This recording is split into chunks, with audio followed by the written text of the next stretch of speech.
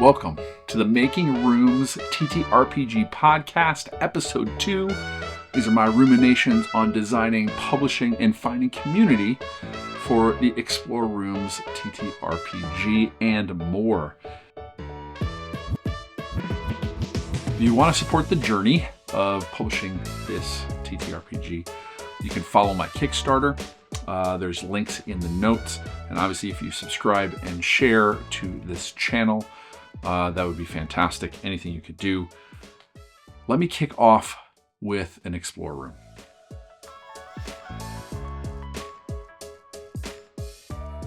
You enter a spacious oval-shaped room with high walls and domed ceilings, painted to resemble a sunlit sky after the rain.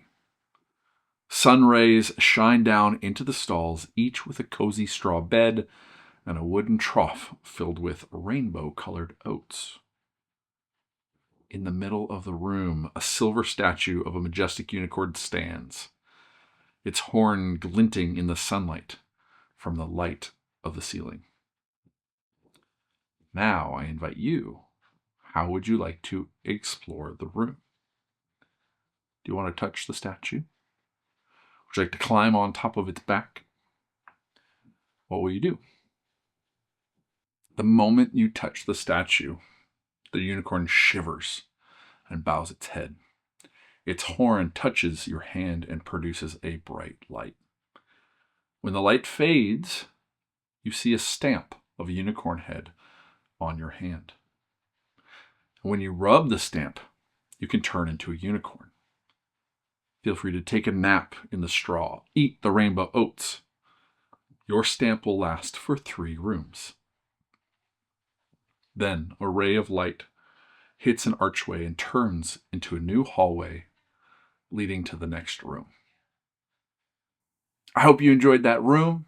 Obviously, that one was created for someone who loves unicorns. Maybe that's you or someone that you care about. And showcasing an ability that can last beyond one room. The inspiring tip for this episode comes from Sam Lay. Their handle is Goblin Mixtape on TikTok, and they share 3 tips about getting started in publishing or writing tabletop role-playing games. Tip number 1, start small, even a single page. It helps you start and finish something that's low stress. Tip number 2, don't make it perfect.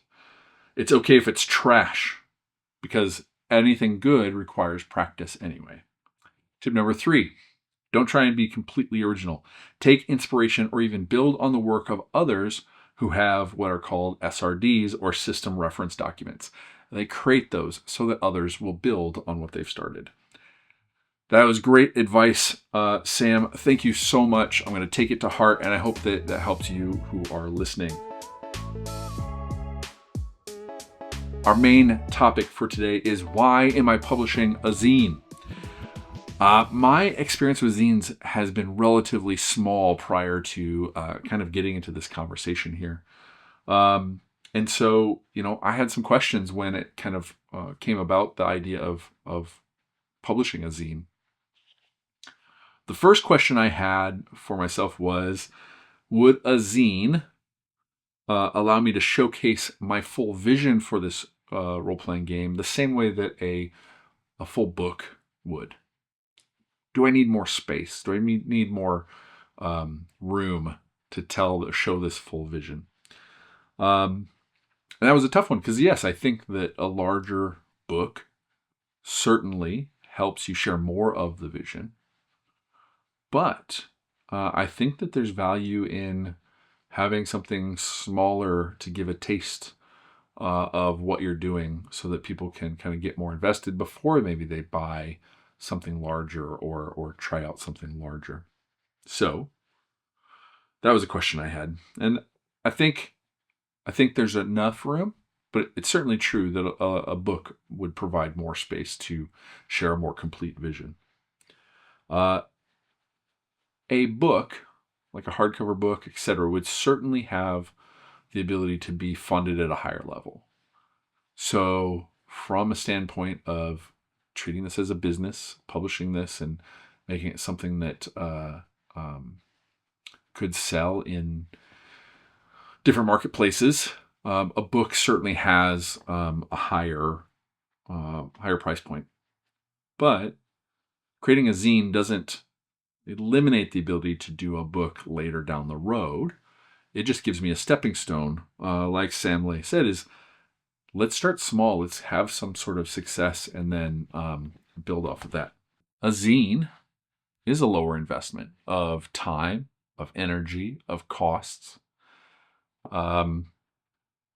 It's not going to take as much time to create in the same way that a book is more space. It also requires more time and energy. I probably need to get more people involved doing a book, or in order to get it done in a similar amount of time as a zine. Whereas with a zine, I can take the skills that I have as a creative director, art director, a graphic designer, an illustrator, to put all those pieces together and do that on my own. There's still some things that I'll probably need some help with that I hope I can either get from the community or find some resources and build relationships, editing maybe primarily. But, it won't take as much to create something like this, a zine, that it would a larger book. So it's certainly a lower barrier of entry. So it's not just that it's a lower investment in the book itself, but we got to consider what it's going to take to both fundraise on Kickstarter and actually print something in physical form. Now, those are also new to me. So in the case of starting something from scratch, being able to do a test Kickstarter that has a lower kind of goal, that isn't as high risk if it fails, or publishing a small run of these books in a physical form would cost much less to do myself than to do something big, hardcover, full color, whatever it is. So there's a lower amount of investment, but there's also a lower risk on the side of completing this. And then just getting the repetitions in it. Even if it doesn't work out great, it's still the first step, and I can always improve and get better.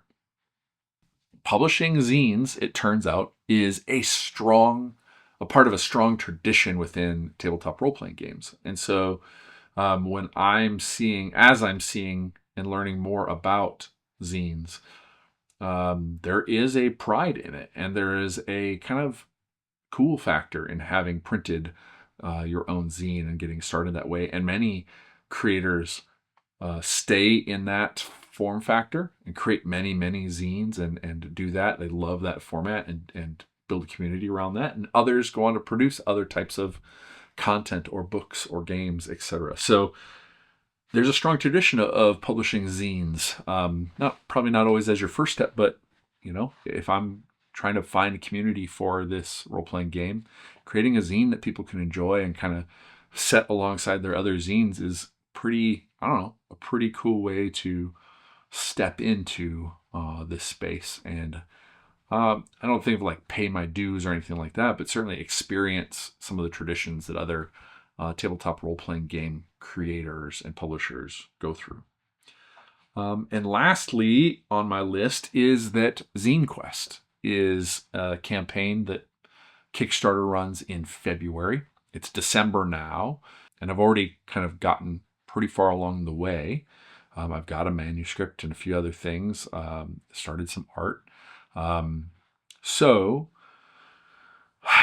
it seems like a really great opportunity to jump in while there's already something cooking, and I don't have to generate all the interest, all of the potential backers and that sort of stuff on my own.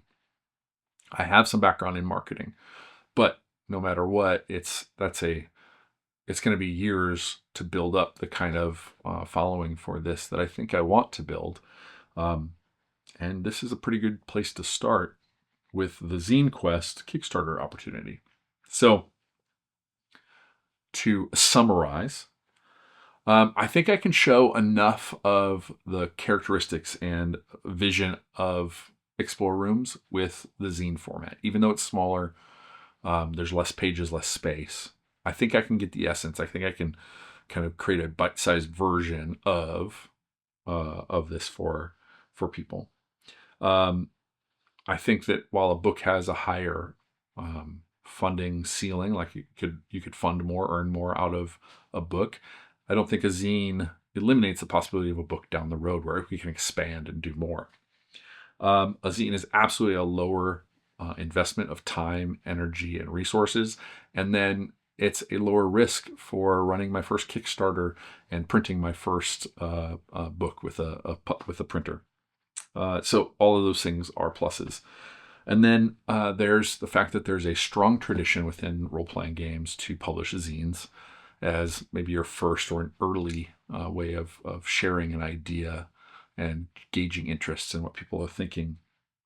And in particular, the ZineQuest campaign and activity during February of 2025 could give me a really strong boost and help me feel a part of a community, going into the year. And I've already experienced that as I've jumped into some Discords and started asking about ZineQuest and asking about publishing zines. There's others that have gone before that are eager and happy to share what they've learned and what they know. And that makes it so much easier along the way. But that's a wrap for this episode. I hope that the things that I've been thinking about in terms of publishing a zine are of use and maybe encouraging for you if you're thinking about publishing a zine. Now could be the right time for you to jump in and take an idea that you've held on to for a long time and put that into the world as a zine and in the upcoming ZineQuest. Let me know down below in the comments what kinds of things are you hoping to publish. If you had the choice between publishing a zine or a book, what would you do first? Do you have experience that would lend you towards one direction or the other? Or are you like me, where you're coming with very little experience and maybe the easier or the less stressful route might be the right way to go first? Please join the conversation down below. Subscribe if you're interested, share it with other people. And if you're interested in supporting this journey, please go find the link below for my Kickstarter page. Follow for updates so that when it goes live on February 1st that you are alerted and can come see how it goes. Anything you can do to support is appreciated. In the next episode, I'm going to be talking about emphasizing setting versus mechanics, which is the right move for me as I develop my TTRPG zine. Maybe that's a question that's on your head, and I hope that you can work with me. You can see what my answer to it is in the next episode.